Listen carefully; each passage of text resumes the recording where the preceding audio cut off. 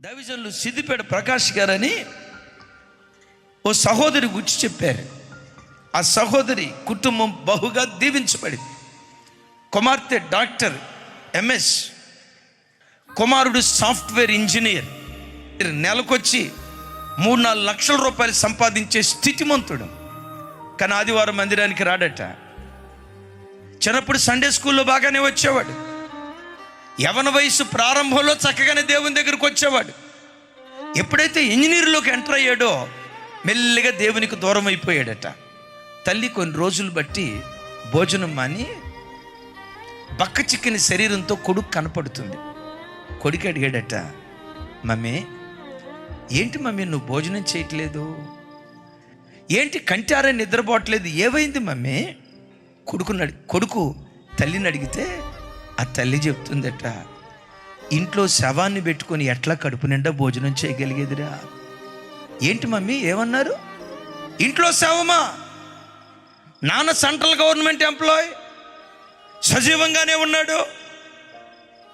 చెల్లి ఎంఎస్, పేరుగాంచిన వైద్యురాలు, సజీవంగానే ఉంది. నేను సజీవంగానే ఉన్నాను. ఏం మాట్లాడుతున్నారు మమ్మీ మీరు? ఎవరు మమ్మీ ఇంట్లో శవం?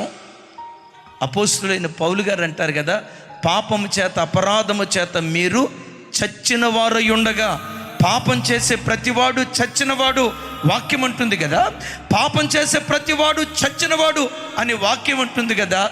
ఆ చచ్చినవాడివి నీవేరా బిడ్డ. త్రాగుబోతనానికి బానిస అయిపోయావా? దేవుని సన్నిధికి దూరం అయిపోయావా? ఒక సందర్భంలో నీ సెల్ ఫోన్ నేను చెక్ చేసినప్పుడు నీ ఫోన్లో అన్ని అశ్లీలమైన బూతు బొమ్మలే.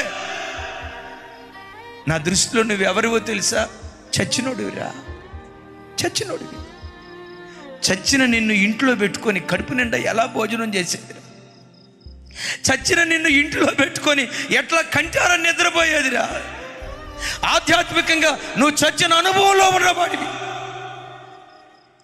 ఎప్పుడైతే తల్లి ఆ మాట అందో, కొడుకు అక్కడికక్కడే కుప్పలాగా కూలిపోయి తల్లి కాళ్ళు పట్టుకొని, అమ్మా నిజమే నేను చచ్చినోనే, చచ్చిన నన్ను దేవుడు బ్రతికించినట్లుగా నా కొరకు ప్రార్థన చేయమ్మా. ఈరోజు నాకు అర్థమైంది మమ్మీ, పాపము చేత అపరాధము చేత చచ్చిన స్థితిలో నేను బ్రతుకుతున్నా, దేవుడు నన్ను బ్రతికించేటట్లుగా నా కొరకు ప్రార్థన చేయని తల్లి కాళ్ళు పట్టుకొని ఏడిస్తే, ఆ తల్లి ప్రార్థన ద్వారా ఆ కొడుకు మారు మనసు పొంది బాప్తిస్మం తీసుకొని తల్లి కంటే మంచి భక్తిపరుడుగా మార్చబడ్డాడట.